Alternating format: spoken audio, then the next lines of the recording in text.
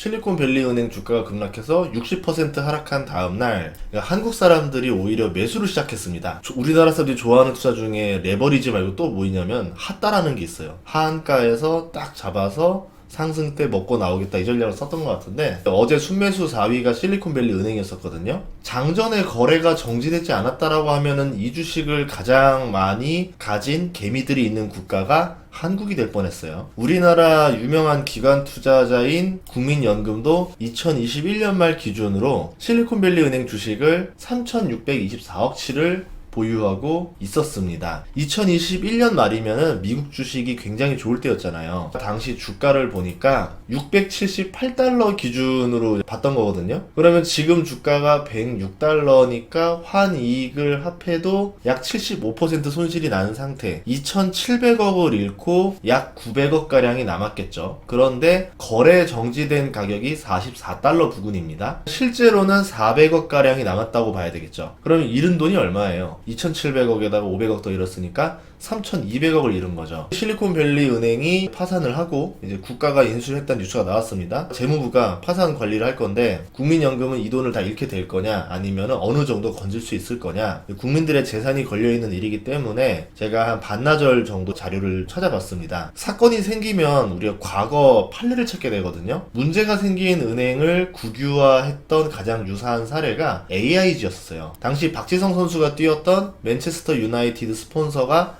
AIG였었습니다. 그만큼 AIG가 돈을 엄청나게 벌던 시절이었었죠. 그럼 어떻게 돈을 벌었느냐? 서브프라임 대출 채권인 MBS를 기반으로 파생상품 CDO를 만들었었잖아요. 우량 등급, 비우량 등급을 ETF처럼 마구 섞어요. 위험 평가를 어렵게 만든 게 이제 CDO입니다. 이 CDO를 CDO끼리 또 섞어요. 나중에는 이 CDO 안에 뭐가 있는지 알 수도 없어요. 근데 이 CDO들이 문제가 생길 수도 있잖아요. 그래서 AIG 보험사가 CDS라는 보험 상품을 만들어요. 이제 이 CDO는 안전한 상품입니다. 문제가 생겨도 AIG에서 다 보장을 해줍니다. 이러면서 더 마음껏 팔았죠. 그 과정에서 처음에는 은행도 돈 벌고 투자은행도 돈 벌고 보험사도 돈을 버니까 모두가 훈훈해 보였지만, 부동산 가격이 하락하면서 MBS가 부실해지고 CDO가 무너지고 CDS는 걷잡을 수도 없이 손실이 누적됐어요. 이때 잘못된 명제가 부동산 가격은 떨어지지 않는다라는 전제로 만들어진 상품이었기 때문에 기반이 흔들려 버리니까 다 무너진 거죠. 이렇게 리먼 사태가 터지면서 AIG 보험은 빚더미에 올라앉았습니다. 그때 정부가 1,823억 달러, 우리 돈으로 240조 원을 지원해서 간신히 살려놔요. 그때 재무부 지분이 92%까지 올라갑니다. 그 과정에서 주가는 심하게 무너졌죠. 1200달러 하던 주가가 리먼 터지고 나서 2009년 초에 7달러까지 내려갑니다. 그래도 4년 정도 지나고 2012년 말에 정부가 마지막으로 지분을 매각해서 다시 민영화를 시킵니다. 그러면 주가는 어떻게 됐느냐? 공적자금 투입했을 때 당시 주가는 7달러였는데 8달 뒤에는 46달러로 6배가 넘게 올랐고, 2010년 말에는 50달러가 넘었었다가 유럽 위기로 다시 반토막이 났죠. 그리고 2012년 말에 민영화가 됐을 때 주가가 다시 50달러를 넘어갑니다. 국유화가 되고 나서 7배가 오른 셈이죠. 그런 점에서 실리콘밸리 은행의 부실이 심하다 하더라도 워낙 관련된 기술주들도 많이 있어서 국가에서 이걸 쉽게 죽이기는 어렵다라고 봐요. AIG 방식으로 처리할 확률도 높다라고 봅니다. 하지만 이 과정에서 미국 재무부가 얼마나 유상증자를 태우느냐에 따라 기존 주주들은 수익률이 달라질 수가 있겠죠. 유상증자 없이 살려냈다라 그러면 좋겠지만, 엄청나게 희석을 한 다음에 살려낸다라 그러면은 주주들은 실제로 여기에 나온 수익을 제대로 누릴 수가 없어요. 이 SVB를 어떻게 처리할지 칼을 쥐고 있는 사람은 2014년에 연준 의장으로 있었던 현 재무부 장관인 제닛 옐런입니다. 파산 며칠 전에 40억 넘는 주식을 매도한 사람이 누구냐면은 이 SVB 회장 그렉 베커예요. 이 사람이 샌프란시스코 연준 이사했었습니다. 이번 사건으로 인해서 사임 처리가 되긴 했지만, 팔은 안으로 굽는다고 연준 이사의 회사에 좀 더 우호적인 지원이 있을 수도 있다라는 거죠. 에이 설마 저러겠어라고 하는데,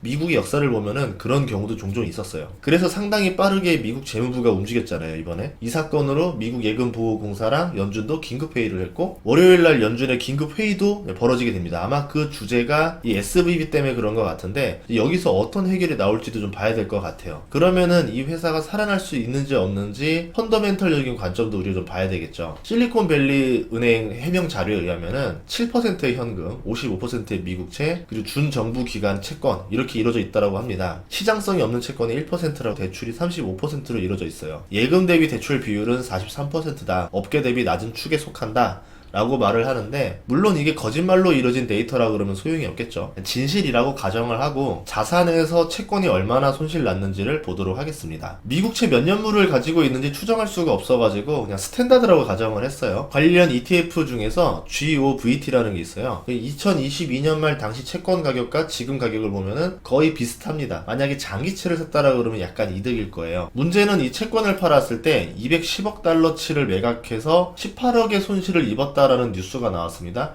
그러니까 8.5%의 미스가 났죠. 이날 이후로 채권 가격이 약간 올랐어요. 그래서 보유 채권 손실을 5%로 잡아도 될 것 같습니다. 그러면 총 자산에서 2.75%, 넉넉 잡아서 약 3%의 손실이 발생했다라고 볼 수 있겠죠. 대출 내역을 보면은 여기서 얼마나 회수가 가능할지를 봐야 되거든요. 예를 들어서 부동산 대출, 개인 신용 대출이라고 하면 어느 정도 회수가 가능하겠지만, 여기서 봤을 때 56%는 VC, 벤처 캐피탈이랑 PE, 사모펀드 대출입니다. 아직까지는 순손실이 한 건이니까 안전한 대출이라고 말하는데, 제가 봤을 때 이거는 약간의 뻥이 있어요. 이거는 만기가 돌아오지 않았기 때문에 순손실이 한 건인 거지, 이 돈의 대부분들이 미국의 스타트업으로 돌아갔을 거고, 스타트업이 지금 자금난을 겪고 있습니다. 그럼 VC, PE가 얼마나 상환할 능력이 있을지는 미지수라는 거죠. 금리가 내리고 유동성이 늘어나면 다시 회수가 넉넉히 가능하겠지만, 지금 상황에서는 어느 정도 미회수 금액도 비중을 둬야 될 것 같아요. 그런데 이 SVB는 이 대출을 안전한 대출이라고 위장을 했죠. 저는 이 대출 자산 중에서 25%를 미회수 금액이라 보고 약 14%의 자산 손실을 반영하려고 합니다. PB로 나간 대출이 14%인데 보통 고액 순 자산가들한테 나간 모기지 대출이에요. 그래서 이거는 회수 가능할 거라 보도록 할게요. 그리고 시장 조정에 더 민감한 대출이라고 해서 오른쪽에 나와 있는데, 다 총 합치면 30%가량 됩니다.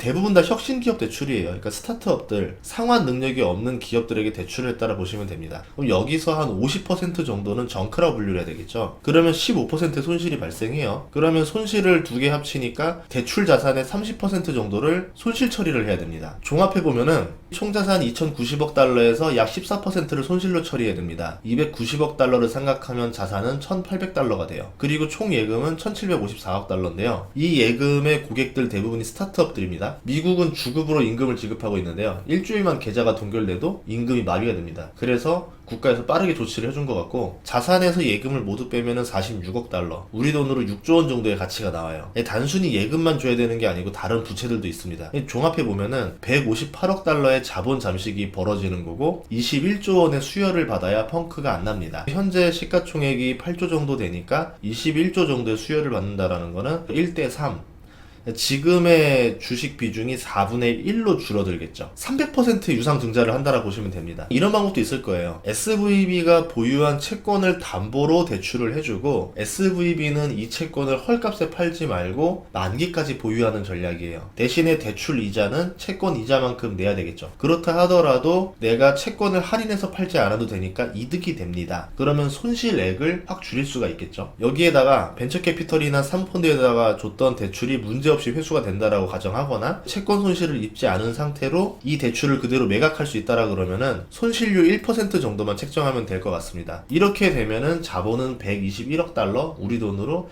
16조 원의 자본을 유지할 수가 있어요. 그러면 재무부로부터 유상 증자를 받지 않아도 됩니다. 그러면 주가는 약 170달러 정도가 적정 밸류가 돼요. PBR로만 봤을 때. 이렇게 할 수 있다라 그러면은 국유화를 시키지 않겠죠. 아마도 이 중간 어디쯤으로 인수 희망자랑 딜을 할 가능성이 높습니다. 주말 안에 긴급하게 얘기가 나올 수 있어요. 그럼 제2의 리먼 사태를 막을 수는 있겠죠. 물론 이거 하나 막는다고 해서 끝나는 건 아니에요. 계속 제2, 제3의 이런 일들이 벌어질 수도 있습니다. 이렇게만 될 수 있다라고 하면은 3,200억을 잃은 국민연금의 손실이 현재 가치 400억에서 베스트할 경우로 봤을 때 자본이 2배 정도로 오른다고 볼 수 있거든요.